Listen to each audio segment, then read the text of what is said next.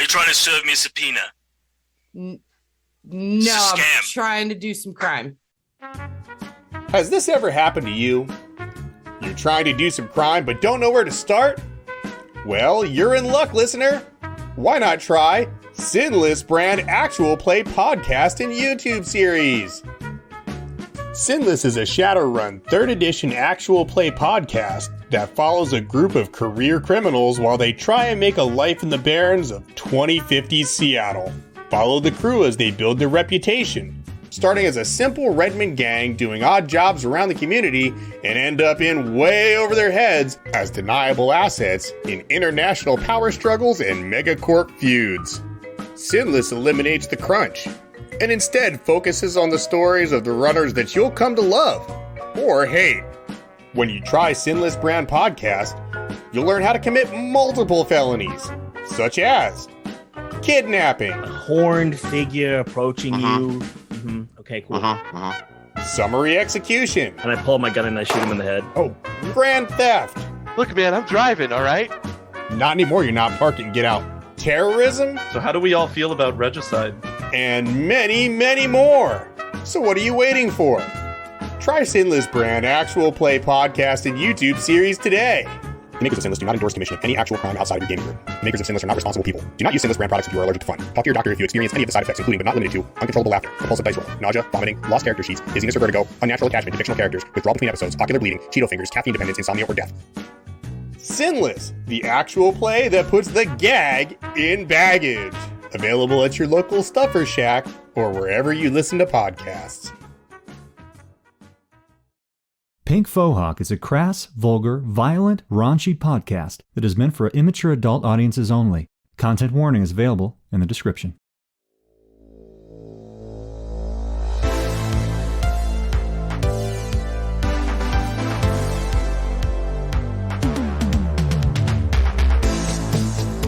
Welcome to Pink Fohawk, everybody. Here we are. Dan, Chris, Justin. Hello. Thanks for being here. Hey, thank you. Thanks for having us, man. What episode are we at? We are on episode 8. It feels like more. Yeah. It feels like a lot more. As far as I know, this is episode 3.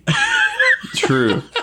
You're right, and it ends after I'm done, I guess. It would have been hilarious if Justin didn't know we were doing a podcast and we just invited him to play Shadowrun and then just didn't ever tell him he was on a podcast. Oh, God. Then he sues the shit out of us if we ever get around to selling t-shirts or anything. We should pay some OnlyFans girl to play with us. Oh my God. Oh, God. No sex, just you have to be on our podcast. You have to be on our fucking podcast. Like those Japanese cafes where you can pay those like waitresses to like play games with you, you're sad asshole. Yeah, exactly. It's so sad. Play this weird anime card game with me and like know all about it. So fucked up. How about intros? Can you guys give me intros?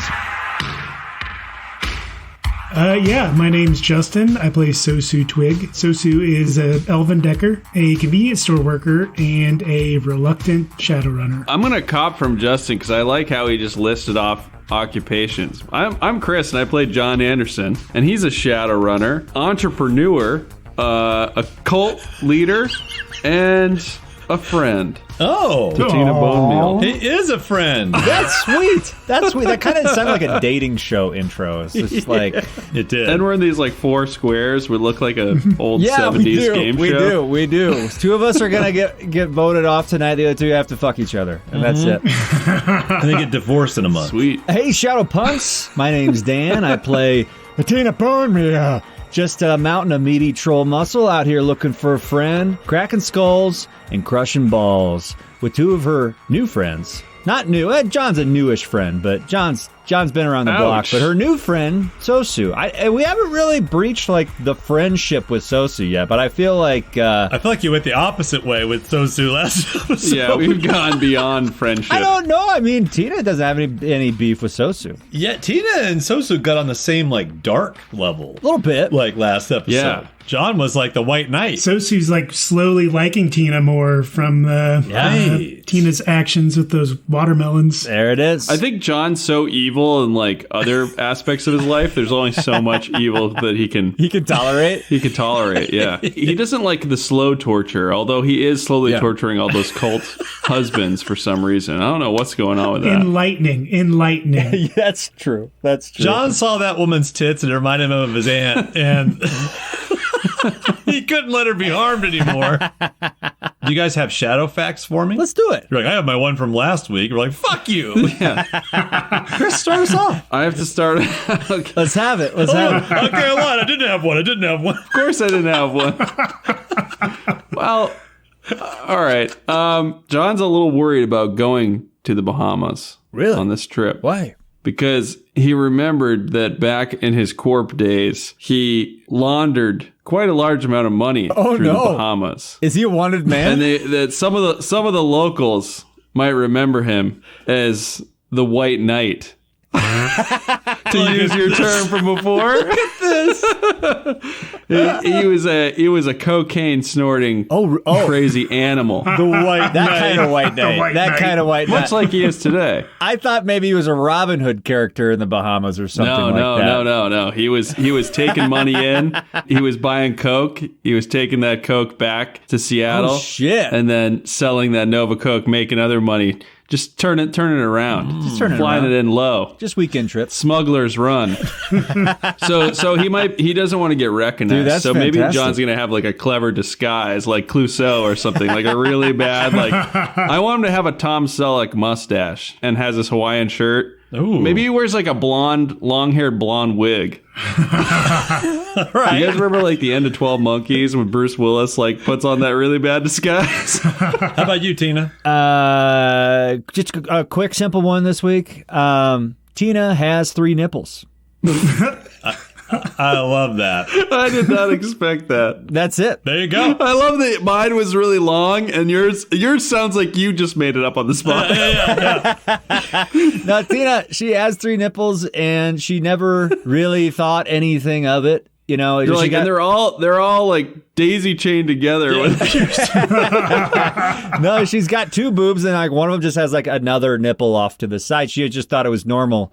And then she came across a Grey's Anatomy of the New World kind of book and found out that trolls are supposed to have 2 meme, 2 nipples, but that's actually canon.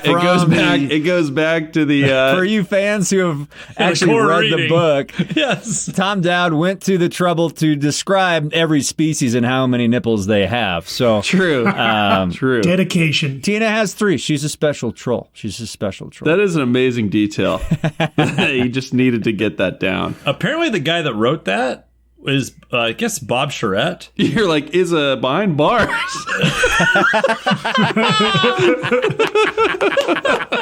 He's a menace to society. He's been named a menace. He's a freak. That was a long time ago, and he's still got 10 years. Yeah. No, but he was a biologist or whatever. He would write those kind of write-ups. He was on a different veterinarian? species. Oh, I don't know if it's a veterinarian. What's it called when they? Apparently, he wrote those Biologist. kinds of reports. Christian's like, it's a biologist. I think you nailed it. Sounds accurate. Sounds right to me. He was a marine biologist. He waxed blowholes all day long. Oh, no. It begins. Waxes blowholes. For the good of the dolphins. Oh. For the good of the dolphins. What noise does a dolphin make when you wax The it? seafaring. That's like a That confused. was amazing. We need to use. I want that sound effect isolated. I need that as like when I make a mistake on my computer. Every time it's just Dan's voice. How about you, Justin? Do you have a shadow fact? So, Let's hear it. Sosu, when he's working at the convenience store, Goop Yeah. for Less, if he runs into a customer he really, really doesn't like, Yeah. he'll intentionally sabotage the Beatles that he gives them. Ooh, you are a cruel cruel What a bastard. Oh. I think it's the torture. I think it's the torture that John's turned off by. It's not torture because he doesn't know what happens to him because they never come back. Even more twisted. You were cold. I think it's funny if Sosu inadvertently created the kick chip without knowing it, and he's cured all these people. Oh, interesting twist. I think we have to put Sosu in charge of interrogation, though. I think Tina's been dismissed. You might be right.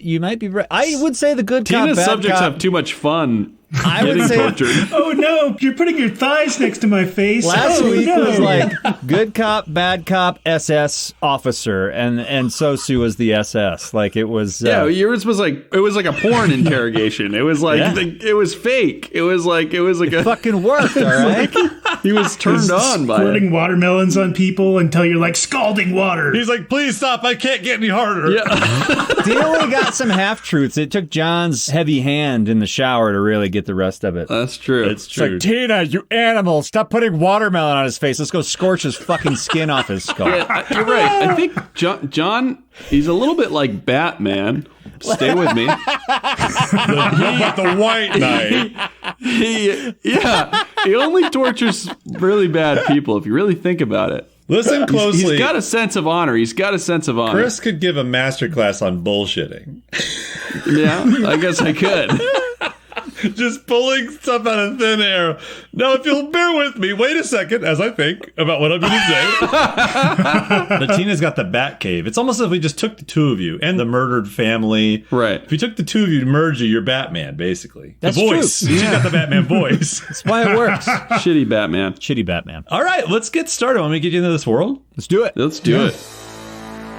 Last session, Tina, John, and Sosu paid Al Caldwell a visit in his penthouse apartment. Through various means of intimidation, coercion, and both physical and emotional torture, you were able to get some answers out of him. Most importantly, that Thorbur Bradshaw is still alive.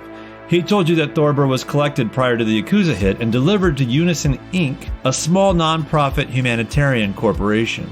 There, they have Thorbur continuing his work on Kickchip within the safety of their headquarters on Grand Bahama Island. Allegedly. That's what you've been told. On luxurious Grand Bahama Island. You're going to the Bahamas. Book, it says Grand Bahama Island in the book, and I'm like, that's so 80s. It's awesome. That's awesome. Wait, it does? So wait, that's real? Oh, yeah. The Bahamas are in Nice. Did you Shadowrun. plan that, or did you just pull Bahamas out of your ass and then realize it was in the Shadowrun book? You would never do such a I thing. pulled nothing out of my ass. No. just When you thought guys said, you like, did. are we going to the Bahamas? I'm like, sure. So then I looked up, I'm like, dude, this is in Shadowrun. It's called, I did know this. It's called the Caribbean League. And all the Caribbean islands are kind of all one unit. Yeah. Sweet. I love how much details in the book where it's just like it's right down to like what ISPs all the different nations have. The regional That's codes. awesome. Yeah. I'm going to say, just for our fans listening who are afraid of the Matrix, those regional codes, you don't need to use those. Those are just for like if you were going to do like hacking from a distance, but you don't have to do Yeah, that. but let's use those. That sounds fucking sick. It is kind of intimidating. You're like, oh my God. Yeah, but that's The sick. fuck? It's so sick. It's real. It's realistic. It's incredibly realistic. And we're going to completely ignore it. We're going to completely ignore it. Sweet. We're going to the Bahamas. It's its own country, right? Because in Seattle, we're in the UCAS, right? Mm-hmm. Like the Bahamas, what's it like? Is it a vacation spot still? Or Yes. are they like dark, like are we in like Colombia? Let me give you a little... Okay, so I'll give you a GM chat effect on some of this stuff. Basically, the Caribbean League, it's the least corporate owned. They all sort of work together to keep the fucking corporations out. Now, that's also kept them from cool. becoming as, They're not capitalists. but they're also not communist. They sort of all run themselves. Each little country runs themselves, and they kind of make sure that the government doesn't take over too much. They kind of make sure the corporate sector doesn't take up too much. It's kind of all kind of run. Okay. Now, something to be known is that piracy, like Pirates of the Caribbean, is like real. Like sea fucking pirates? Yeah. Sweet. Yeah. And it's a real fucking threat. Okay. Now, there's still tourist areas that are highly protected. I love and it. the pirates usually don't really mess with that stuff. But anyway, just so you know. What about Nova Coke running? Is that something that is Oh, somehow yeah. possibly Oh, real? yeah. Oh, yeah. Oh, is it? Yeah. It's gotta Sweet. be, right? And you did it, son. Nailed it. Whoa, what if John was like secretly a pirate, dude? We should totally go hire a fucking pirate ship and make Ben play like all 20 mates on the ship. Oh, God. And just like take a step back and let Ben play the whole episode for us. Just like It's like a musical. It's like Pirates of Penzance, like the full musical. We just sing everything. See how many My Booty jokes we can get in. Yeah. Oh yeah. Swab that poopy Oh dick. yeah, baby. Swab that poop dick. wax that blowhole. Wax the blowhole, swab the poop dick. Damn. All right. All right. You are all now aboard a private Lear Cessna Platinum 1. Did you say poop dick? Poop dick, yes. I just thought it was funny to have a really delayed reaction. Yeah. Like a Norm Macdonald. No, Dak. You meant Dak, right? No, I meant dick, Oh, dude. I meant get a it. poopy dick. I get it now. So what do you guys do?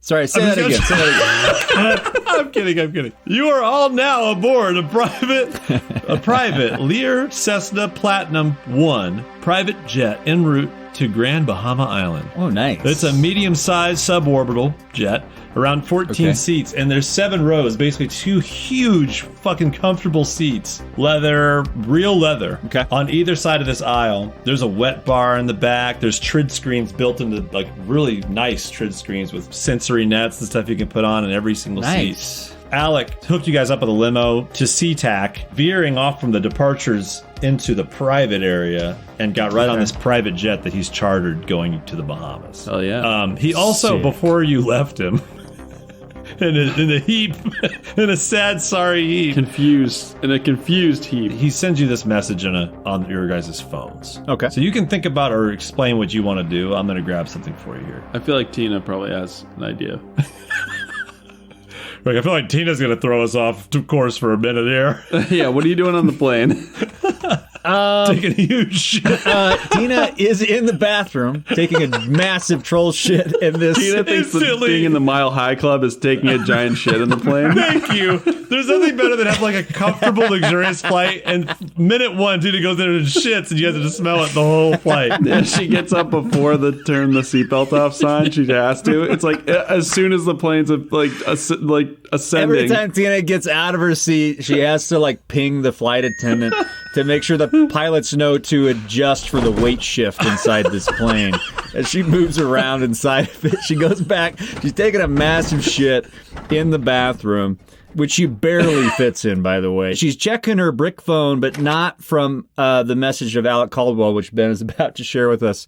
She's just flipping through to see if Zuppeleone has returned her text message. There is no text yet from Zuppeleone. No text back from Zuppeleone, and she's just kind of like, can she roll an intelligence real quick, like a perception? She wants to know if this seems odd to her, or if it's just like, oh, he hasn't gotten back to me yet. Like, does she... We'll say target number 4. Actually, target number 4? I feel like target number 6 with Tina.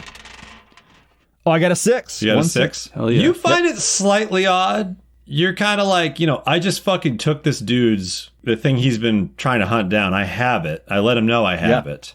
And he's not responding at all. Like, that's weird. Very interesting. So Zupa doesn't know if he's dead or not, but it would mean that we might have the info that he wants, but he hasn't responded, and Tina, I guess, thinks that's a little odd, right? Okay. Yes. All right. I would Tina agree. goes at flushes and does her very best to maneuver inside this small bathroom to wipe her ass and washes her hands All the and details. heads back to her seat, plops down right next to John, right behind John. She's probably taken up 2 seats in this thing. What's good, man? What's going on? John's gonna be like a little bit like more nervous than usual. It'd be funny if you don't know why he's wearing the mustache and the wig and the Tommy Bahama shirt. Is that what so he's already in disguise? Yeah, he's already in disguise. He should be putting on his disguise right now. Yeah, Tina, roll he's me working roll me intelligence, Tina. Roll intelligence. Here it comes. 3 dice. Target number 6. No 6s. You don't know who this is. Tina plops down. Hey, John, what's good? And all of a sudden, she sees this strange man with a blonde wig and a mustache. She doesn't know if this is like the person who is like a timeshare, like who shares the Cessna with Alec Caldwell, or she's just like, hey, oh, sorry, sir. Sorry to bother you. I was looking for my friend John. Just call me J-Bone. You got it, J-Bone. You got it. Hey, Tina, it's me. It's me, but call me J-Bone. Wait a minute. What? What? Shut the fuck up, Tina. J-Bone. J-Bone, what are you doing? Listen, it's a long story, okay? But I can't go back to the Bahamas as John Anderson. That's all you need to know. Holy shit, John. That's not too bad, but I really wish you would have come to me. I have a specialty in makeup artistry. I could have really done a lot better. Your mustache she reaches out to like... She's offended that she didn't get to do like... It's a little cockeyed, and she like fixes his mustache for him and crooks it back to square. It's a real mustache. Yeah, it's a real mustache. It's a real mustache. She rips out about a quarter of his mustache on accident. Tina, it's a real... Like fucking waxes it right off his face. Tina, Yeah, don't John. fuck with the stash, all right? I'm sorry. We could probably paint that back in. No, you ripped the whole thing off? She said she ripped a corner off. Just like a quarter of it. Yeah, just a corner of it's gone. I think it's funny if John has to shave the other half into like a Hitler stash. Oh, no. Oh my god! I'll just balance it out. It'll be a weird middle mustache. Yeah, It'll I'm be doing fine. the Michael Jordan. It's a Michael Jordan I stash. feel like that's better. No, I think that's weird. Yeah, Michael Jordan. Yeah. the Michael Jordan underwear commercial mustache. He doesn't see a problem with it. Perfect. John, there seems to be a lot going on with you. We really got to talk about this after we finish this run here. You got a lot going on, man. Oh, God. Listen, I don't know who I am anymore, Tina. John, you're my friend. That's who you are. I'm your old friend J-Bone. My old friend J-Bone. I like it. Justin, what are you up to? This is so absurd. So absurd.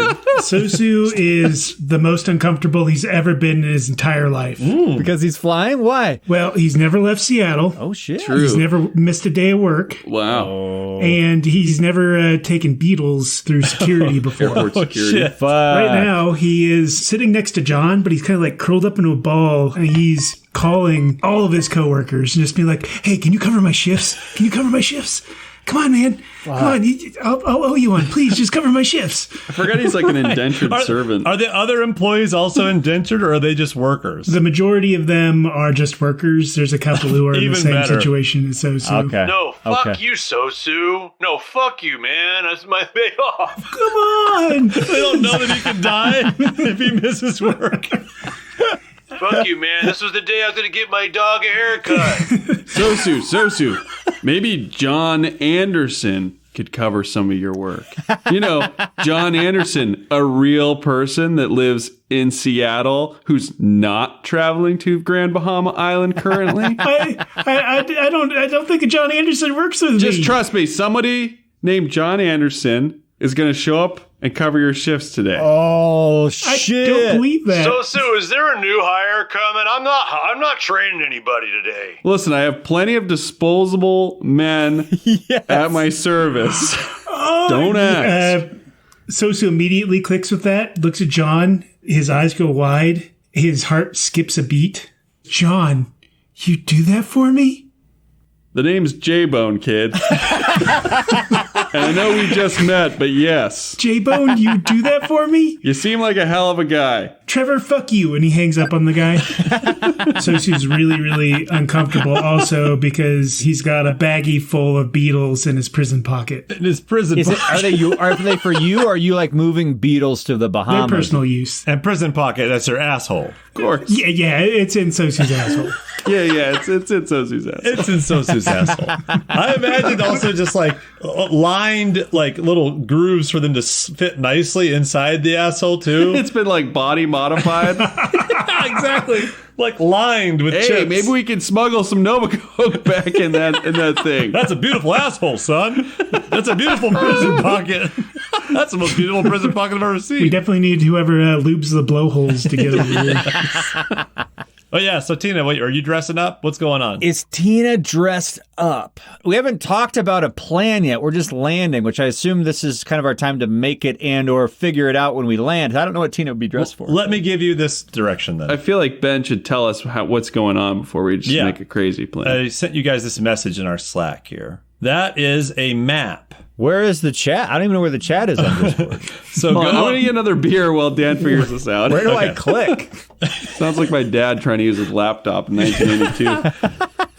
So you go each play this message that Alec Caldwell sent you. Okay. At the same time, he sends you this file. This is detailed. He says, The attached file is a floor plan of Unison Inc. corporate headquarters. I've supplied you all with visitor passes granting level 1 access to the building. Input the names you'd like on the pad in front of you. The passes will update with your aliases. Upon arrival, head through the front doors and let them know you have an appointment with me. I've added the appointment to my calendar. Your cover is that you are prospective hires for my emerging technology division. Security will escort you to the 4th floor.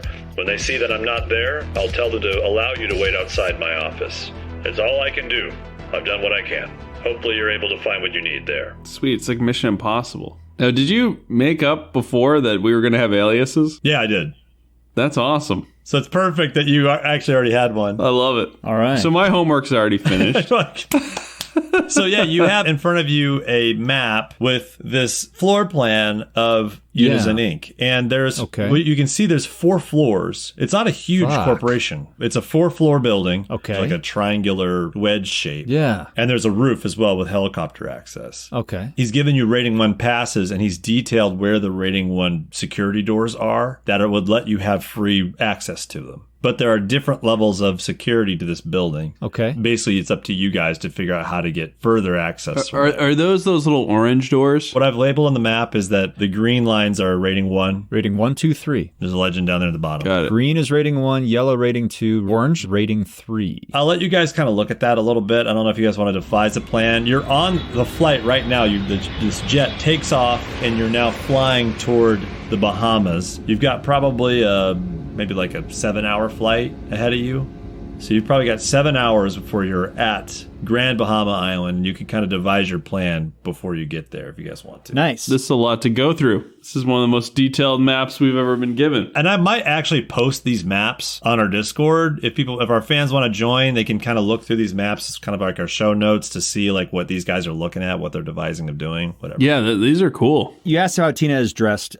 She is kind of dressed, not as a starlet, but she's on a private jet, and she's kind of going with the idea here that she's going to the Bahamas. She's got like a bikini on, but she's got kind of a, it's like a massive body scarf, right? You can almost kind of see through it. So it's like a muumuu. A muumuu, sure, yeah. A poncho. A poncho. A beach poncho, right? A beach muumuu that just kind of covers her up. I think beach ponchos are a thing. So she's got that on and just kind of like a swimsuit, and she's just living the high life on this private Cessna to the Bahamas, and she's got After she took a huge shit. Apologies to our female listeners. We don't know anything about clothing. Apologies for the first time. The first apology that we've ever given. It really breaks the immersion, I feel like, on our podcast. She's got just like a full-size roller bag and then like a giant beach bag that she's also got with her that kind of doubles as a purse, and she's got all of her fucking stuff in there. In the roll-on, carry-on, she's got all of her outfits and shit, a few of her weapons, and then in her beach bag, she's got the rest of her gear that she's bringing with her. And she's just she's got some shades on, and she's getting ready. And she's also got a matching, not the exact same color, but a blonde wig on as well to kind of match John's energy. We all have blonde wigs. We all have blonde hair. We look like a fucking, like Hanson is on display. That's your cover. We should probably do that. Like, do we want to be siblings, or do It'd be we so want to funny be? if we all had like the same like outfits on. But Alec Caldwell just said that we have to make aliases, so we should probably come up with what our story is as the three of us, and are John and Tina like married and Sosu is our like manservant, or are we all siblings? Like, what are we? Aren't we supposed to be some kind of employees of this, like contractors for Alec Caldwell? We're not like James Bond, like staying at a hotel, like with his beautiful wife. Sosu typed in Timothy Sosusan. I see. Timothy's right. Timothy's his fantasy character. Okay. I like it. Oh, sorry. Can you refresh my memory, and maybe the listeners have forgotten? Is Timothy a real person, or is just a fictional character that you're obsessed with? He's a real person who has since streams his relationships. Got it. So he is a real person. Yeah. I feel like this Simpsons series is on TLC. It's a very legal, trashy show. So Timothy Sosusan. John is, what were your J-Bone? J-Bone. Just J-Bone. That's like on your name tag as like this prospective J-Bone employee. McManus. And how about you, Tina? Ah, man, what's Tina? You're like Tina Turner. Tina, John Anderson. right? To his nightmare. She's like, I'm John Anderson. And it's like, you're supposed to be up working for Sosu. They can't know that he's here. I was gonna say her first name is Tanya, and I couldn't think up anything, and my head went straight to Harding. So she's Dude, going. your name should be Tanya Harding. Because like, Tanya you know all Hardon. these people. You're like, she was my cousin. I used my cousin's name. She didn't know who she was going to be, but on the flight there, she saw a really old film called I Heart Tanya. And she was like, that's it. I'm Tanya Harding. And that's who she's going. I heart Tanya. I heart Tanya. Great movie, though. So Tanya Harding. Tanya Harding is hilarious, dude. Wait, was she the one that got clubbed? Right? She's the one She that got was clubbed. the one who did No, the she was clubbing. the one who She did clubbed. the She's the clubber. Okay. She's the Yeah. clubber. Yeah. She is the And clubber. there's definitely going to be knees broken later this episode. Yeah. So. Yes. Timothy, so Susan, Tanya Harding, and J-Bone. Just J-Bone. Almost like Madonna. J-Bone McManus is funny, though. Timothy So Susan, J-Bone McManus. and Such a Tanya big... Harding. That's the thing. It's perfect. That's perfect. Okay, so you input your names and you see like your ID card like in like a shitty 3D mesh spinning and it like and it puts your names in. Roll me quickness, everybody. Quickness. Ooh, Target number Five 6. for Tina. 1-6. 1-6. Same. I got 1-6 for Tanya Harding. The camera flashes, but you're all able to like not have your eyes closed. You make like a look somewhat professional face as it flashes, and you get your headshot goes on there. I wanted to get some eyes Without closed it- shots, but you guys all Without it telling us? Yeah. Oh, we all look good. yeah, you guys all look good. She's like halfway through a blink, but one eye is more closed than the other. So it just looks like she's fucking stoned. But so she yeah. looks like Tanya Harding. Yeah. It looks like Tanya Harding's mugshot. You look like Paris Hilton, Tina. You've got like one eye slightly sagging, but it's like trashy hot, like kind of hot, so trashy. So basically what he told you was that he's got access to get you in to the front doors. And if you tell the front desk that you're there for this appointment, they'll escort you up to the 4th floor to his office. Yeah, the issue I'm seeing with the 4th floor is there's not any offices. There's a spa there, but I don't think a spa is going to have anywhere that Sosu can hook up to the network at. So we're probably going to have to get to a different floor. Is there any reason to believe that they wouldn't just let us in? Like, maybe we should think about an exit strategy, but do we really need to think about an entry strategy? I feel like we could just set up here's a the meeting. other and thing. get But in we there. already have an entry strategy, don't we? They're going to take us to the 4th floor. I guess you're right. Basically, we were hired to find Thorbur. Now, allegedly, we have found him in that we know where he allegedly is, if Alec Caldwell was telling us the truth, where Thorbur, I guess, is in this building, so we've been told.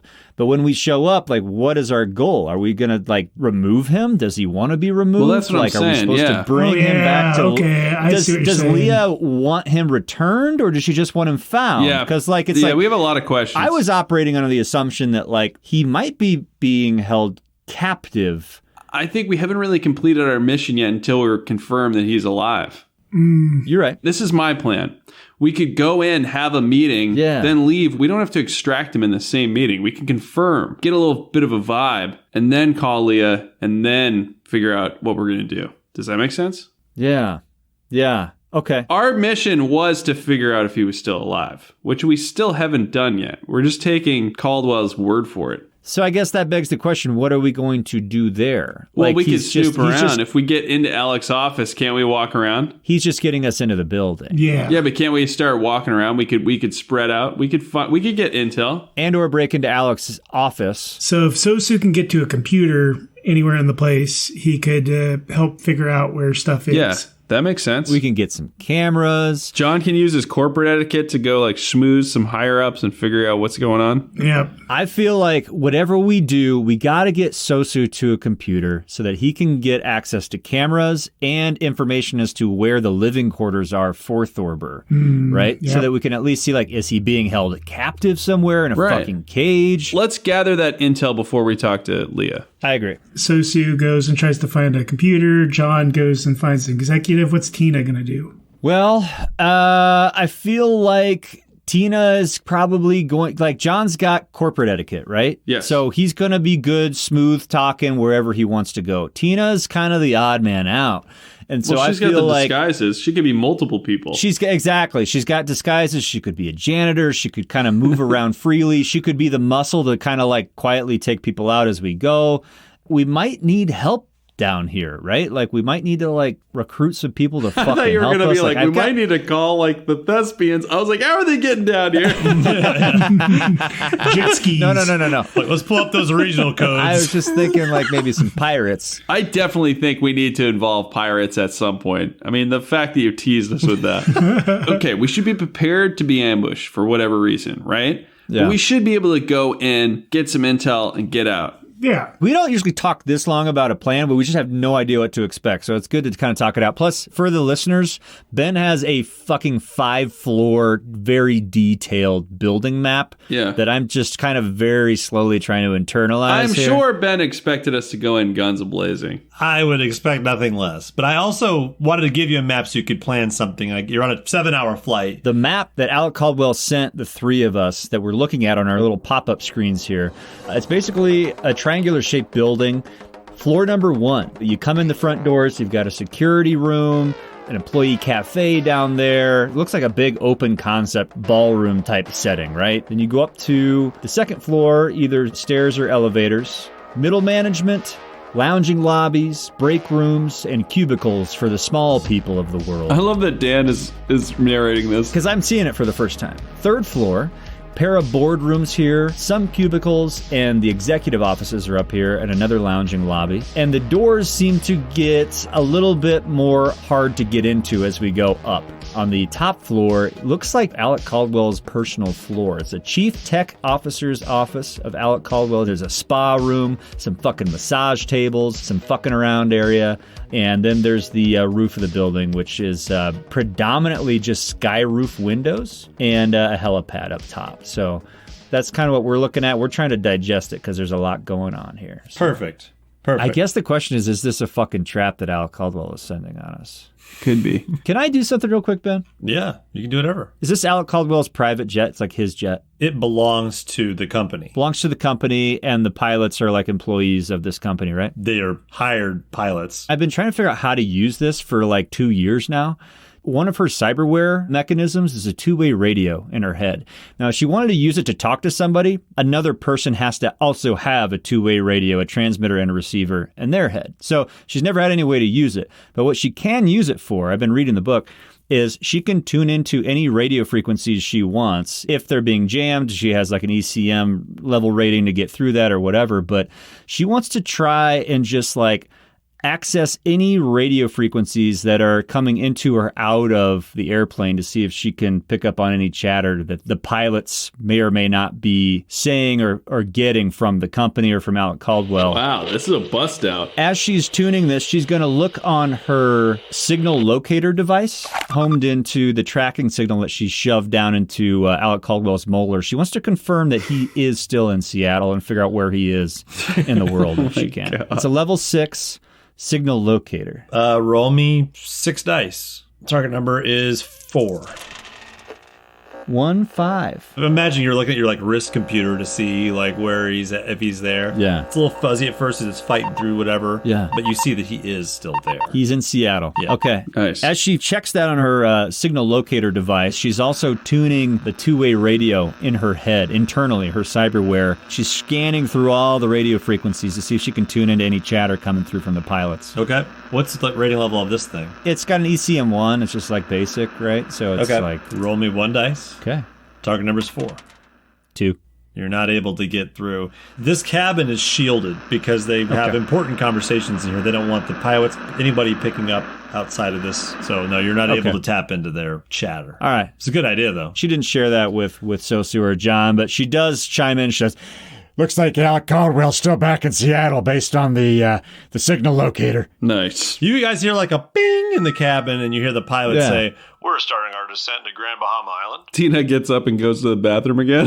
The light. Anytime the fucking fasten seatbelt There's light comes always on. a few. There's always at least one person. It's one of those psychological things. The moment you see that light, you're like, shit, I have to poop. Yeah. Exactly. And they're like hunched walk, like fucking 12 rows. Already smells like shit as they pass. Like they're already about to shit. So you guys have about like 10 minutes before you guys hit the ground. I think it's funny if T-Bone just J-Bone, whatever. J-Bone. He's gonna make us roll every time we fuck up our names, by the way. So like, we gotta dial that shit in. I just think it's funny if I start getting drunk. Like Stuart is like 10 minutes down, I start getting drunk. I'm like, give me 3 whiskeys on the rocks. Yeah. Caipirinhas. Rum and Cokes on the rocks. What is that? Was it called a caipirinha? I've never had that before. Fermented sugarcane caipirinha. Mojito is what I know. That's it. It's like a mojito. Not a rum guy. I'm drinking a tiki rum Mai Tai right now. Hey, very Bahama. Give him a karma point. Let's do it. Justin gets a karma point. Fuck it. Give him some inspiration. Yeah. That's actually a really good idea. Yeah, I like that. Like a booze-related karma point. All right. Yeah. We'll shelf that. That's a good idea. I should have mixed some fucking mojitos for the night. God damn it. So, Tina, you're blasting another shit wheels that screech as you hit the ground. And as they pull onto the tarmac here, the doors open up. There's a few suits standing outside. Ben's like, you're all arrested. Fuck the last hour of your planning. Come inside the fucking barred wagon. Cavity search. Welcome to the Bahamas, John Anderson. Sosu gets a bunch of Beatles pulled out of his asshole. I like how I use like almost like a Mexican accent. It makes sense. Like they traveled there to get you, too. Buenos dias, John Anderson. You are a hard man to find. They're Austrian. In our house now, John Anderson. There's suits on either side, and there's a couple of like muscle with Uzis and stuff, just kind of not looking at you guys, but looking away and just making sure nobody ambushes this plane or anybody in it, kind of thing. It seems like standard protocol, maybe. And there's a giant Mitsubishi Night Sky limousine. Sweet. Mitsubishi, you know it's expensive. Classy. Show us a picture of it. Yeah, it looks like this. Oh, yeah. Ooh, yeah. Yeah. Wow. It's a fucking armored limo with a wet bar inside. Hell yeah. Always a wet bar. Always a wet bar. It's no John Mobile, but it's nice. It's nice. It's got 6 wheels, 4 in the back. Tina steps off of the Cessna stairs out of the door, squeezes her shoulders through, and kind of tilts her sunglasses down and just raises her eyebrows. She's impressed. And someone takes her hand and guides her down. She takes it. Imagine the shit smell from the plane cabin wafting out. Like, because she fits the whole doorway and she pulls out, just like suctions all that air out. You guys filter into this car one by one, and once you get inside, they take off and they start driving through what looks like third world country streets. And there's like an entire convoy of cars back and front escorting you guys. There's a couple of shady characters you see on the sides, like kind of eyeing you guys. Yeah. Like the beginning of like Clear and Present Danger or something. Like, you know, music because people are looking down from the rooftops, women closing their blinds as you drive by. Sosu's oblivious to all this, and he just goes, did anybody remember to bring sunscreen? Tina reaches into her beach bag and using her voice modulator, she says, Timothy, I have some right here for you. And she pulls out some fucking sunscreen and hands it to him. Thank you, Tanya. I love how it's like too much. No, I'm just kidding. Like high schoolers and like buying booze, like, thank you, Tanya. Yeah. I like that SNL sketch with Shia LaBeouf. That's one of my favorite sketches of all time. It's great. Like we did our names, but we didn't say who we are, how we know each other, or what our business is. I don't think we need that because I don't think they're going to ask. These are just like security guys getting us up to meet with the big boss, right? I guess we do have a meeting. We're going to let John just talk, I think. Yeah. That should be good. Hey, you could let Sosu talk. I don't know, Susumi. I forgot your first name, so I'm just going to call you Susumi. Timothy. That's right, Timothy. What was the last name? Wasn't it So Susan? So Susan. Sorry. Okay, I'm not going to get no more freebies. No, it's funnier if John just keeps calling him So Sumi. Look at Dan's face. So We're so fucked. We're so fucked. I love how much of Christian is John. Like, so much of Christian's I don't give a fuck, like, bleeds into John so perfectly that he's literally forgetting all of our names as we sit here for the last 60 minutes. He just doesn't know.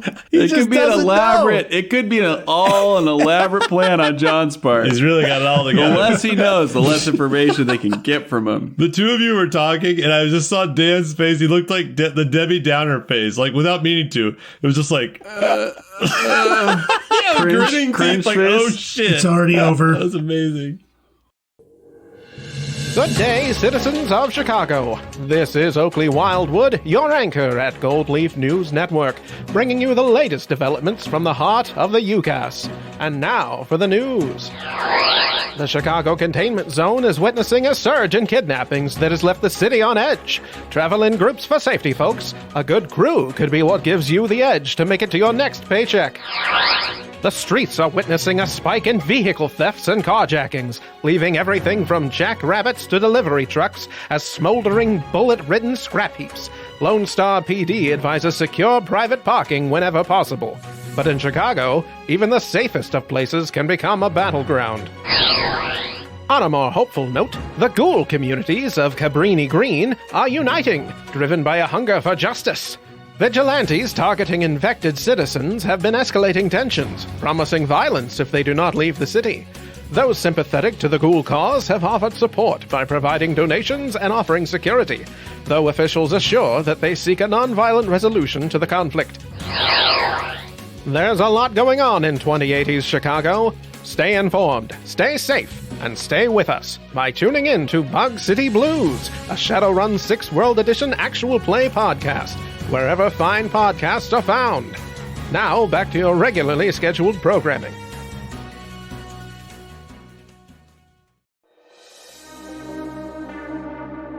Now you come off these kind of shady streets. It's only a few blocks, but it's like pretty tense few blocks, and you can see that this convoy's got their shit together. Like, they've got fucking like mounted turret guns that are like automated, covering different angles of fire, and then they pull onto some really nice paved streets with huge fucking like steel barrier walls on either side, almost like a luge tunnel, like this like 8-lane highway that's completely blocked off from any oncoming fire. And you can see like nicer luxury cars. Traffic's pretty light because it's like midday now. You roll up, finally you come off to this small little lagoon on the side of the island. Okay. There's this building.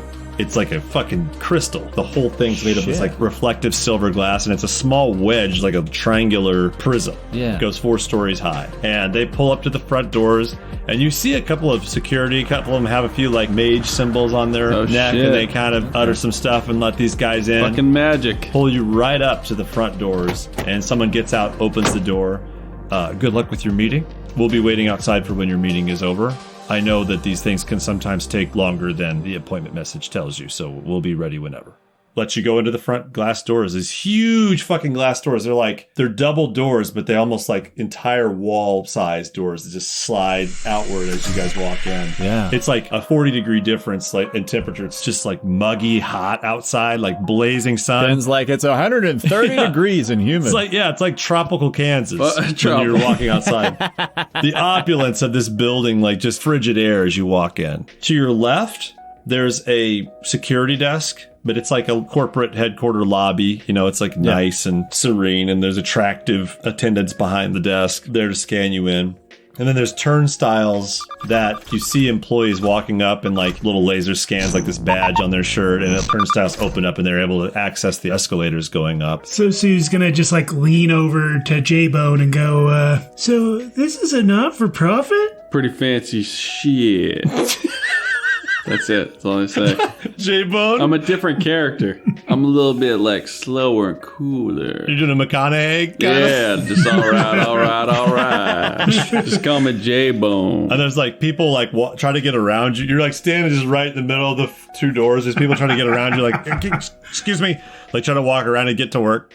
As you guys walk into these doors, to stick with the Star Wars motifs that we've been doing, you know, remember they walk into the cantina And there's like like that weird alarm. The blue lights go up and down like at a target. Yeah. And someone walks up and says, if you could please, the three of you, please put your weapons here onto this conveyor. And there's a conveyor that rolls all the way into a wall behind the security desk. Can I roll my concealability before I do that, or do I have to roll like what I say first? They're gonna start. Okay, so they have like a wand, and they're gonna start scanning you guys for weapons. But first, they're gonna see if you will voluntarily. There's nothing I can do. It would just be their roll versus my concealability. So the moment the security light goes off, Sosu pulls out a Ruger Super Warhawk and puts it down on the tray and just goes, "Oh, my bad. I forgot that was there." The Super Warhawk goes onto the conveyor and reels away. They're like, "Oh, no problem. We didn't mean to. It's a dangerous place, the Caribbean League. We understand, but people need to carry and protect themselves. Just to let you know, you are quite safe within this building.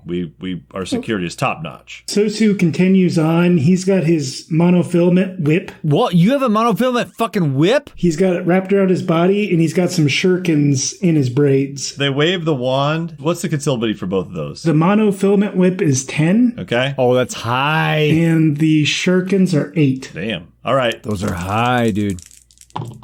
You walk right by. He's like, "Oh, okay." But you're so nice and so upfront about it. The guy like waves and doesn't get anything. And he turns to Tina. And you, ma'am? And she rolls. That's loud. And okay, so just to go through Tina's list for the listeners, Tina has a Defiance T250 short shotgun. She has a Defiance. She has that on her right now? She's got it all. Oh, shit. Okay. She's got it all. Oh, my God. Oh, boy. What does she try to conceal? Tell me what she's trying. She's trying to conceal all of it? Well, yeah. I mean, it's all in her beach bag because she's just wearing her muumuu and her bikini. Well, I guess she put on her janitor outfit. So it's all in What's there. What's the lowest concealability of all those? Probably the shotgun. Well, the Super Shock and the Defiance are 4. Everything else is a 6 and an 8. The Super Shock's the same as the shotgun? Yes. Wow. Okay. Which one of those are you rolling for? Short shotgun. The shotgun? The wand goes, and he goes, oh, you missed one here, ma'am. And he picks the shotgun up and puts it on the conveyor belt. Oh, yes, sorry. That was my little tasty snack. I like to keep that when I'm shopping. You never know. Better be safe than sorry. I've heard terrible stories of the malls around here. He's waving the wand inside your bag. Defiance Super Shock Taser. Yep. He misses that one. You see him kind of trying to dig deeper in the bag and kind of shift it aside. Your right catches it. Okay. All right. What's the next thing you're trying to get rid of? My next things are my knife brass knuckles, my club chain, my chain whip, and my shuriken. And those are all concealability of 8. Okay. You got them all? He misses all of them. There's like clothes and like fucking like firefighter hat. I'm just thinking like weird costume shit. They're like, what the?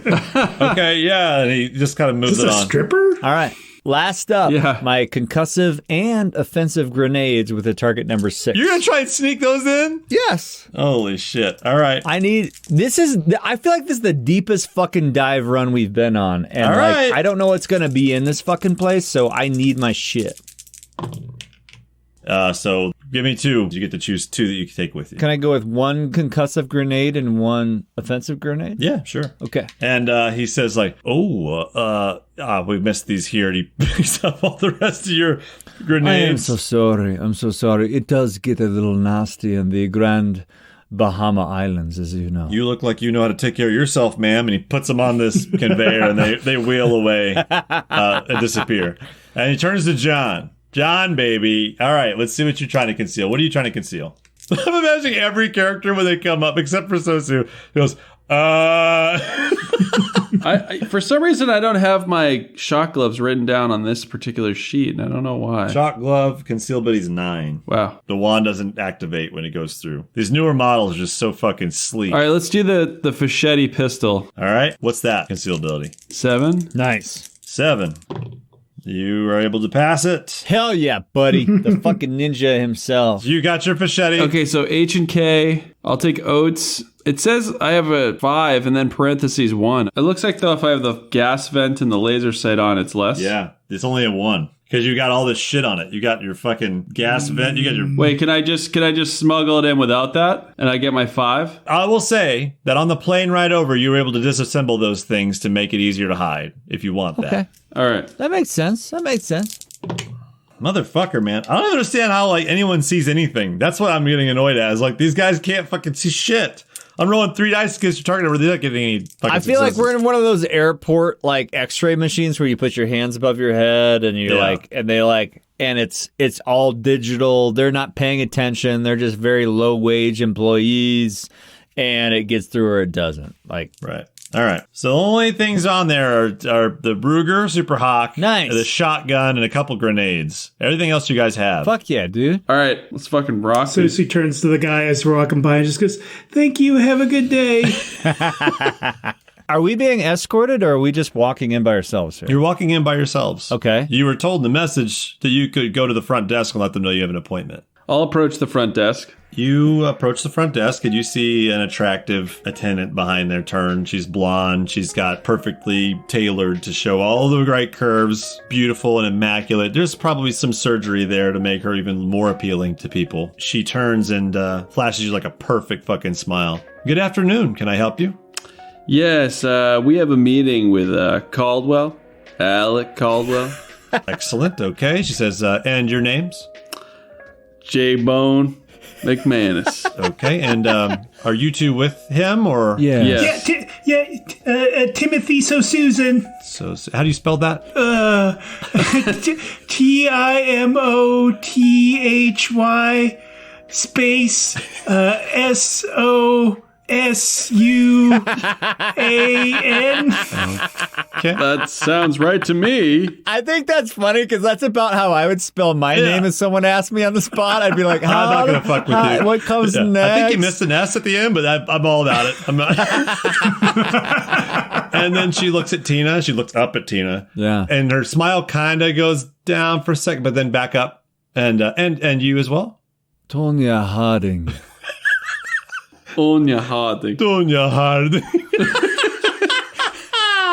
The Soviet Olympian. Sosu roll intelligence real quick. Yes, you may. What are you trying to... I would like to see if I solve that flinch in her smile. That's stupid. Okay. That's funny. Target number 4. That's great. I got 2 4s. Yeah, you notice. I'd say with 2 successes, you're able to tell it was a little bit... It wasn't even so much like a shocked look, but maybe more of a disdainful look. I'm going to look at her name tag, and I'm going to try to remember her name. It just says Rosita. I'm making a mental note of Rosita. And you said disdain when she looked at Tina? For a moment, her like smile wavered as she looked at Tina. I love how he's like a crazy obsessed fan with both of us. Like he's like gonna punish anyone. He likes Tina now, Yeah, man. and he gets all the deets. Rosita. And she tips at her console there, and she goes, "Okay, you'll just take just a second." She says, "Yours is ready here." She hands it to you, to J-Bone, and it's got your picture there. Thank and you. it's just a little badge that you can put on, but it's like a magnet, and you can like put one on the inside of your lapel, and it like magnets on. She hands one over to Timothy. And it's got your Timothy Susan on it, and then she gives one to Tonya Harding. Yes, so his office is actually on the 4th floor, so we will need to give you an escort and bring you up there, and they can show you the way. I'm being told that he is not in at the moment. There's a very comfortable waiting area outside there that you can wait at until he's ready. Sounds good. Thanks. That would be perfect. Randy, could you escort these 3 upstairs? This security guard who's a little more rugged looking. You can see he walks you past sort of the general elevators. There's elevators that all the workers work at. You can see as they're scanning, a little green beam goes bling, and it lets them in, and they go in, and they go up. Yeah. You guys go off to the side, this other elevator. Yeah. When he scans that, it is orange. The beam goes bling. Okay. As you're in the elevator, you can see there's these screens, and it's just like got this like serene music playing. In this world, we're divided, helpless, hopeless. But there's a better way. Unison Inc. Together, we'll unite the world together. Together. I just think it's funny. Unison, like we get it. It's Unison. And it takes you straight up to the 4th floor, right south of the CEO office room. Yeah. It's like a whole different world up here. When you come out of the elevator, you see just like frosted dark tinted glass. That hallway goes all the way to the edge of the building, and you can see like the beach and to the left. It guides you down to what looks like a little seating area. There's really nice overstuffed couches and chairs, and there's a doorway going into his office. Straight ahead of you, past to the left, there's a spa room. And you can see there's some really beautiful women in there enjoying the spa. Okay. Randy walks you over and says, if you'll just have a seat here. We weren't told when he'll be ready, but I'm sure it won't be long. Randy, where's the bathroom? Oh, well, there are restrooms on this floor. Obviously, in the CEO's office, we can't go in there yet, but there is one over further. If you just look straight ahead to the left of the spa room, there should be some restrooms right there. Hey, thank you, Randy. Oh, and might I just add, feel free to... He didn't poop on the plane. You see, she did. She took a huge dump on the plane. Oh, well, that's good thinking before an interview. Yeah. I always take a huge dump right before a really important meeting. You look like you work in finance. 25 years. That sounds about right. J-Bone, he exaggerates. In fact, he exaggerates so much that... Are you kidding me? He knows what I'm talking about. He exaggerates so much that I'm not sure that I am done. Would you mind escorting me to the bathroom so I might find it? Yeah, he's kind of disgusted. Yes, right this way. He walks you guys further west, and there are 2 bathrooms. There's one for the women, there's one for men. Please make yourselves at home. He says, just so you know, once you go down the stairwells, there is barriers to access coming back up, so I would refrain from leaving this floor until... And if you need us, you can ping us on the elevator there. One of us can come up and escort you down. Sosu's going to go into the bathroom and remove the beetles from his ass. Thoroughly wash them off and pocket them. Roll me a quickness.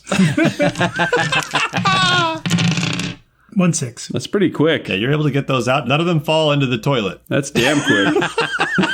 I don't know why you're dangling over the toilet. There's a lot of toilet humor in this episode. One of them falls, but your asshole clinches and catches it. I love how we keep referencing Mission Impossible 1, like the teardrop. The teardrop. Or that's a tear, the sweat. Close. Why is it a tear? Yeah, the sweat drop. If Tina looks around, does she see anybody? Is there a lot of people around? Is like not many people around where they're standing? Nope. This is a completely empty floor other than the spa room. It has like maybe 3 or 4 women in there. Okay.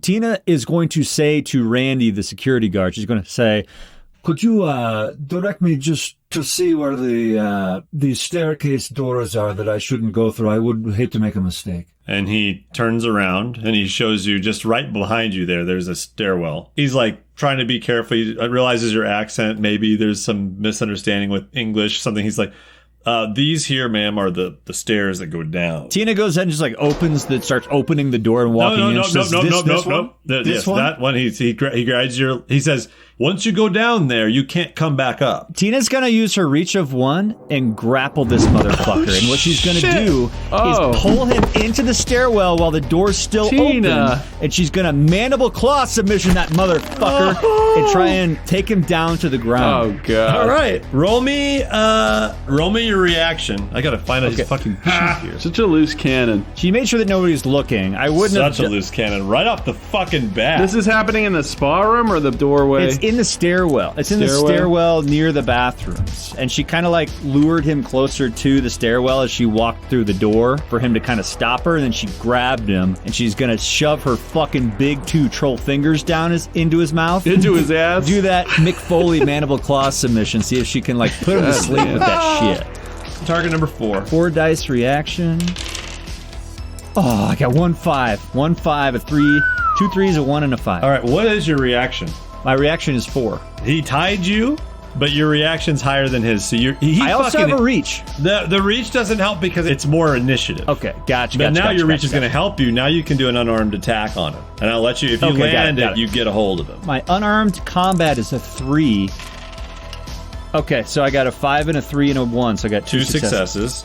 Well, armed of 2, but he'll use penalty. I'm doing this by myself, too, because John's just over just like fucking lounging on a couch, and Sosu's shitting beetles out of his ass in the bathroom. You had 2 successes? Yeah. He also had 2 You're fucking lucky bitch. Shit. He had 2 successes. I fucking won it. It's like crazy James Bond like fight in the stairwell and he's like matching your every move. It's the first Daniel Craig movie where they're in the stairwell and they just fucking I would imagine like a quick Jason Bourne thing where like he's trying to help you not go down the thing and then you turn, but it's kind of slow as a troll. Yeah. So he's like kind of moving quick, but then you get a hold of him. It's just like I imagine like when someone's got like a knife and he's grabbing your hand and he's like holding you like you're just like both like grappling each other. Tina's hands are so big and her finger is so big that she can only get one finger inside his fucking mouth. Ooh. That's how big her hands are. She does. Wait, who the hell is this guy though? He's ripped. He's just a security guard. She shoves that finger into his mouth and thumb under his chin and like pinches down on the nerve beneath the tongue and like takes him fucking down to the ground. So now he's got to roll against fucking 10. Isn't it like your unarmed is like a 10 medium, right? Well, you tell me how an unarmed combat I'm works. pretty sure it's strength medium. It doesn't say on my sheet. My strength is a 10. Let me find out. All I have for damage codes is on my weapons. I don't know what. Unarmed is strength, moderate, stun. So that works. That's perfect. It's a mandible claw submission. All right. Doing Grandpa McFoley proud. He's got to roll fucking 10. Come on, baby. No 6s. Fuck yes. You go a moderate stun wound. I'm just gonna say because he's not asleep. We're gonna make this a fucking combat. So now roll me initiative. Because you got him grappled in the hole, but it didn't knock him out. Well, he should have at least a disadvantage, right? Okay, so yeah, he's got a moderate stun wound. But we're not in there with him, right? No, you can't see because you're up in the little lobby area. Right. Sosu's in there taking chips out of his ass. I feel like when she got the mandible claw submission in his mouth, he like shouldered her and they like slammed back into the wall and the fucking door closed on him. Like she's in that stairwell now. Oh. That's what I want to say. Okay. So no one else can see it. The way I'm imagining this like fucking James Bond grapple going is they like fell into the stairwell and like down the stairwell doors would shut themselves. I did not expect fucking combat this soon. This is awesome. So I'm rolling what now? You're rolling your initiative, which is your 1d6 plus 4. I got a 4 plus 1 is a 5. 2. He got a 5 too. So you beat him because your reaction's higher. Oh, actually, no. He fucking beat him again. He got a 3 because of his -2. So what do you do? I want to like pick him up by his jaw and just like fucking punch his skull down into the fucking stairs and try and shatter his skull. Same move, unarmed versus target number 3. I'm gonna stick into the James Bond theme here. Like so it's unarmed combat of 3. I got a 6 and a 5 and a 1. He got none, so you get to stage that up by 1. Okay. So it's not a moderate; it's a serious stun wound. If you nail this on him, he's out. Versus target number 10, he got no successes. All right. Fuck yes. So yeah, you fucking knock him, smash him, knock him out. You hear his skull crack, and then the rest of his body just thud. His head hits the ground first on those concrete stairs, and just fucking goes out like. Is there blood everywhere? He has a little helmet on, so I would say it cracked his helmet and in his head, but there's no blood everywhere. So. Tina's in the stairwell with this guy, Randy. He's out cold. What's he wearing? He's got sort of a tight nylon. It's almost like super thin Kevlar type material. It's like a blue jumpsuit, if you will. Like when you go Tina motif. Wow. And he's got his badge. Tina's like, he's got style. I'll give him that. He's got his badge. Now, what is his badge? Does it have a picture of him on it or no? Yes. So it's got his picture. It says Randy Scabtree. Does it look like our badges? No. It looks like a security badge. Tina's going to take his badge off, open up her beach bag that she brought. Mm-hmm. Inside it, it's got a janitor type outfit. She's going to slip that on. Get all of her fucking weapons out, all of her gear out, pack that into her janitor costume. She's going to take his badge, put it on her chest. Okay. She's going to pocket her own badge, right? Yep. I assume he has like a radio or something like that? No. Not on and some Vokes. 2053, baby. God damn it. While that's going on, Sosu's leaving the bathroom, walks into the room with John and goes, "Where's Tina?" You guys both immediately get a call on your sub vocals. Tina? Hey, how's it going, Tanya? Sosu, I just took out this fucking security guard. I'm locked in the stairwell. What? You hurt Randy? I hurt him real bad. He's out here. We don't have to worry about him anymore. Listen. I wasn't worried about him. Stairwell? I'm in the stairwell heading down. Now, you guys can either let me back in, or I can head back downstairs and just keep working around. I'm gonna see what else this guy's got on him. What are you doing with Randy's body? Well, I haven't decided yet. You got any ideas? No? Don't give him any opportunity to do this thing and sick and twisted. Can you eat him? Wait, Randy's dead, right? I know you, Sosu. He's not dead. As far as I can tell, anyway, he's still breathing. Yeah, he's got a faint pulse. He's alive. I was hoping to like tune into his radio frequency or something so I could like listen into their security guard shit. Well, but you've evidently got I don't the have two-way it. radio. I do, but he doesn't have a radio. Yeah, but like, couldn't you see it scan for frequencies? Roll that die. Not much to roll here, but I've got one dice on my two-way radio ECM1, and roll it. You can roll it's kind of the whole reason I fucking risked all that so I could like get their fucking radio frequency, but I guess it doesn't matter. But, Yeah, that was funny when you were like, oh. God damn Yeah, it. he doesn't have a radio. I'm like, not that you can see. Roll one dice, target number 4.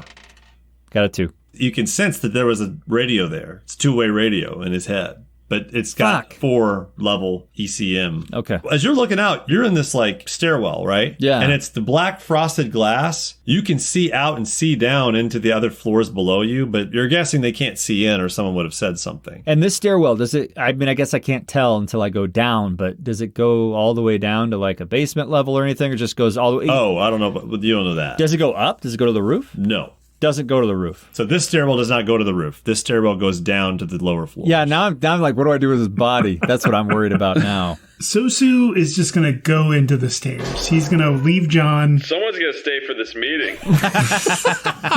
John's like, I would take a job here. Yeah. Sosu's going to just walk into the stairs, look at Tina, and just go, Tina, I am disappointed in you. What? Why? Why, Sosu? Randy was a nice guy. You should have done that to Rosita. I guess, if you say so. We can find her later. I would like that. Let's do it. Let's do it. Now listen. He puts his pinky up and does a little pinky promise. Tina picks up her big fucking pinky finger and wraps it around Sosu's elven little pinky there. I'm going down to the second floor. What's the plan? But don't you think it would look weird if someone wasn't waiting? If we all left? We got rid of the security guard. There's no one else looking for us. Tina just beat the shit out of Randy. Okay. Yeah, there's no one else waiting for us or just know that we're even there, really. Like, okay. Caldwell was just trying to get us into the building. But couldn't we go into like Caldwell's like computer terminal or something? Like, why are we working? There's got to be a we can try. Because I have to get to a computer terminal to get the doors unlocked. And we can't get into his office, you don't think? Do you think Randy's badge would work on the door to Caldwell's office? Yeah, maybe. Let's go fucking try it. And we could hide his fucking body in there, too. No one else is going in there. Seems like more of a reason to do it. Yeah. Okay. Well, let's fucking do it. Tina grabs his body, wraps it around her back, just in case anybody in this fucking spa might be looking towards them. She can kind of hide it behind her a little bit.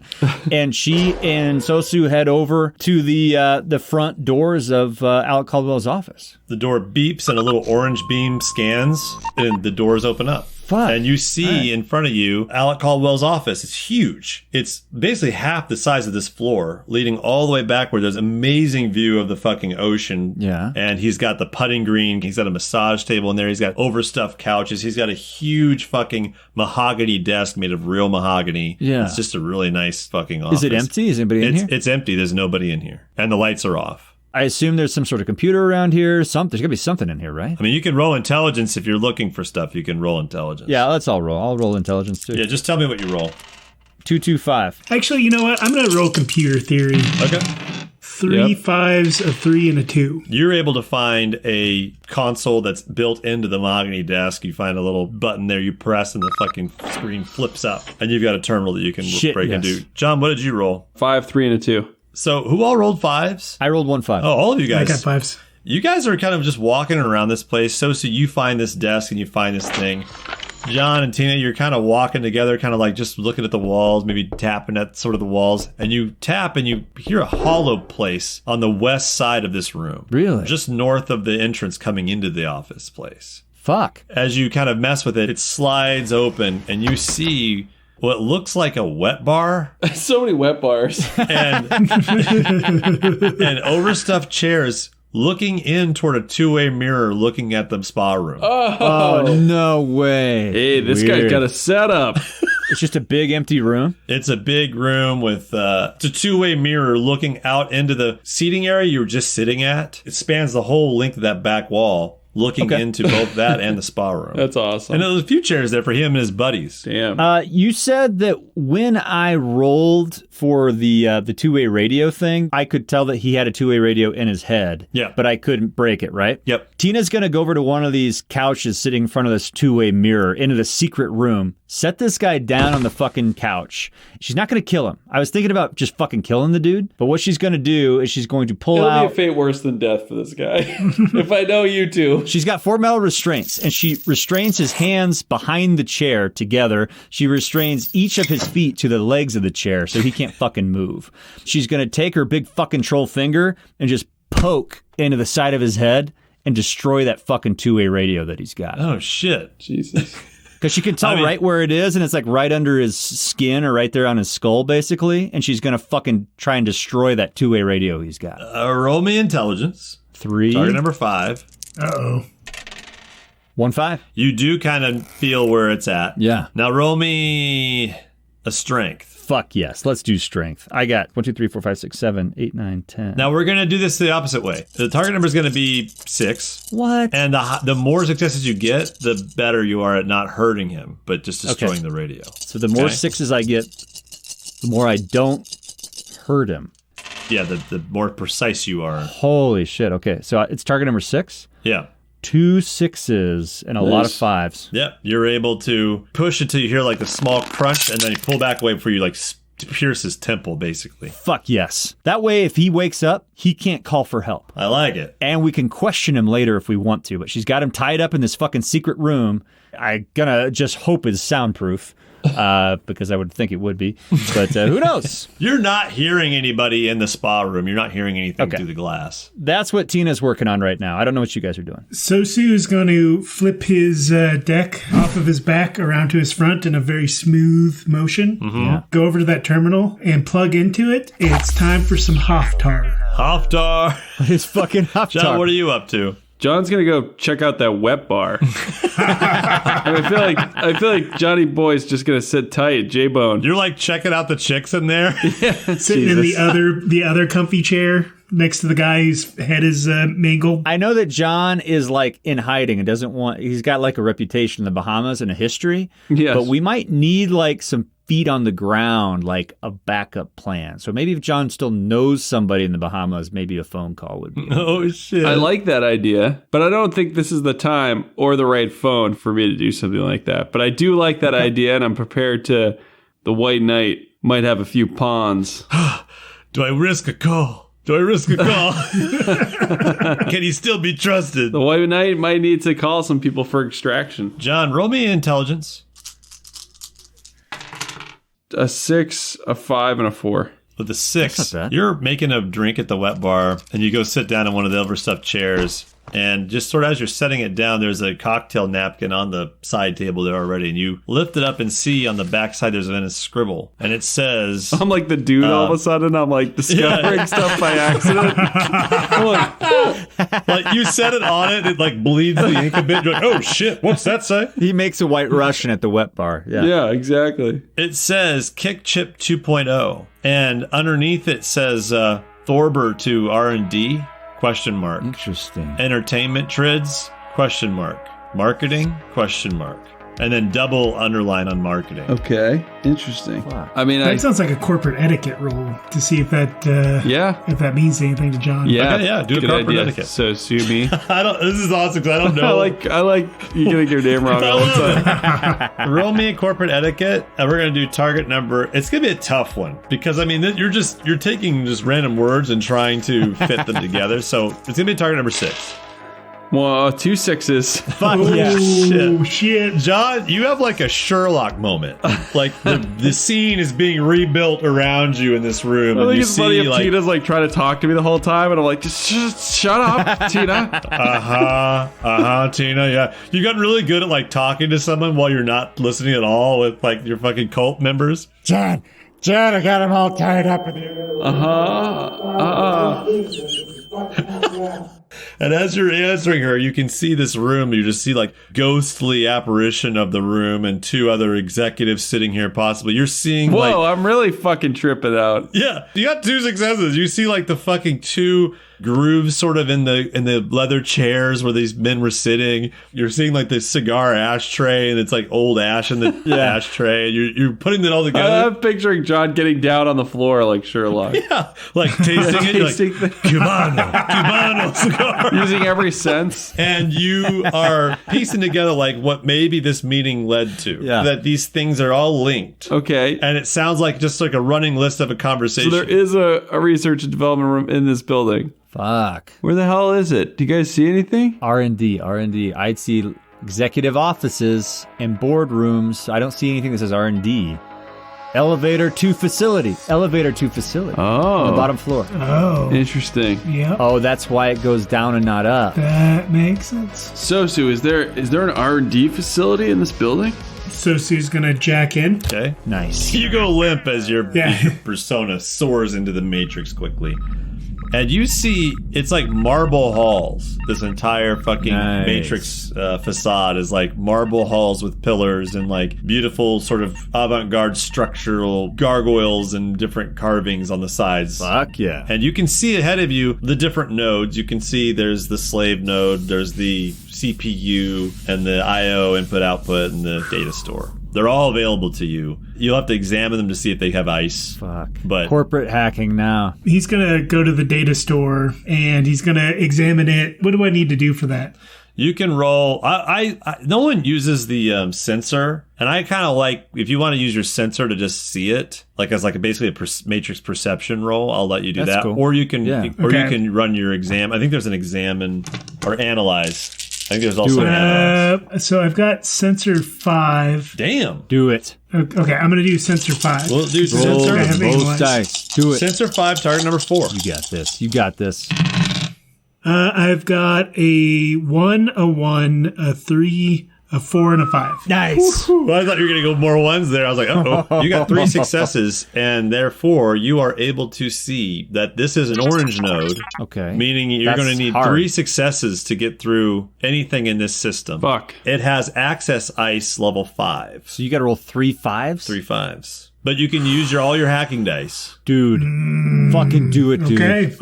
We need that shit. Riding the lightning, baby. Fucking roll those dice. My deception is a little bit better than my sleaze. Yeah. And I think at this point, with what we've done to Randy, I don't have to worry about sleazing. So I'm going to do my deception. Fuck yeah, dude. Get those extra dice. So this is 8 dice. 8 with, dice. My hacking pool. Oh my god. It's only 8 dice. You got to get target 3 number 5s. Oh, no. Target number 4. I'm sorry. The access ice is at level 5, but I just learned reading. It's the node of the ice. Okay. 8 dice. You need 3 4s. I need to look at this. That's a lot. Baby, you got any ice? Oh, yeah. Okay, here we go. 3, 3, 3, 4, 4, 4, 5, 6. Yes! Holy so that's 5 successes. Fuck 5 successes. I don't know why I just laughed thinking of Baby, Sosu. you got any ice?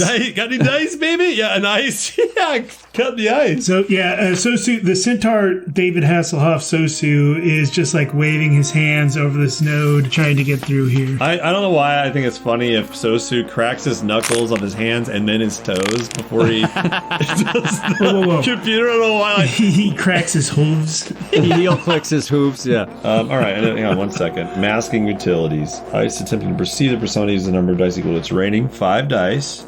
And then it goes against your evasion. Oh shit, it's not over. Fuck. My evasion is a 4. Against a target number equal to the masking attribute of the persona. My masking is 4. Okay. So the system's going to see if it sees you? Dude, it rolled shit! Yes. I got 1 success. Yes! Yeah, you fucking walk up. It's like a lion head that turns and looks at you. Yeah. And you like present it like a stone apple, and it opens its mouth and clamps on it and glides back, and you see like this, like the wall just kind of beams away, and you have access now into this data store. Since I did a deception instead of a sleaze, it should be an apple, but I gave it a pineapple. Oh, nice, nice. Not quite the right apple, but just a. That's awesome. Yeah. It's like kind of confused, like it doesn't know it, but it's just like it's a little bigger than it means to. It's a little bigger than it can bite on. Yeah. Yeah, you're in the fucking data store now. You can search for what you're looking for. Fuck yeah, dude. Okay, so I'm immediately going to look for the location of the R&D department. I'm going to do my browse. All right, roll Nice. me your browse number of dice versus target number 4. So this is going to be 8 dice. Okay. Fuck yeah. 3 successes. Sick. Okay. Fucking rolling dice, man. God 4 damn. dice versus your evasion, which was 4. It got, how many successes did you get? 3. It also got 3, but that's a tie. That's a tie, so you win. You succeed. So you're scanning through it. It's like a whole, you're flying above all of these different pillars of different colored information as you're flying. And you find your utilities is kind of like bing, bing, bing, bing, like scanning through all of them, and it locates the one that would give you that information. Nice. And as you fly over there, you pull it up, you just kind of touch it, and it beams up into your vision. And you can see it's an entry log that was put in only a few days ago. Okay. And it says kick chip 2.0, relocate Thorbur to basement facility. Basement facility. Sick. It is. First floor going down to the facility. That's it. That's confirmation, baby. That's what we need. This motherfucker's alive. We gotta call Leah Bradshaw. Lay bear. Gina picks up her brick phone, starts dialing You know up. what? I'm going to say, in order to call Leah Bradshaw, we're going to need Sosu to go through some regional codes here. Yes. To get an outside line. No, it's happening. To tap in an outside line outside of the Caribbean League. Obviously, you have those memorized. Obviously. Sosu. Sosu. Oh my god. Just take a page full of notes. Sure. Yeah. 87543. That's awesome.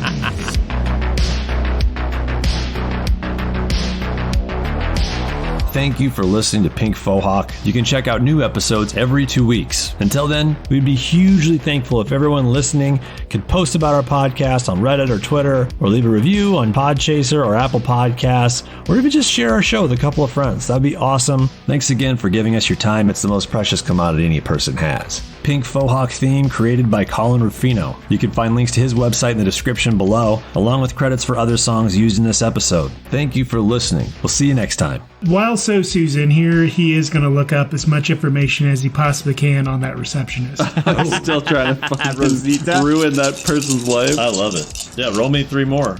Target number 4. That is 2 successes. You're not able to execute the program that doesn't trigger any alarms or anything, but you need 3 successes. God damn it. So it's just not able to find it. Sosu's very, very mad at that. Fuck! There's a real potential that he's going to kill that receptionist next time he sees him. Oh, Jesus. Oh, he's a fucking creep.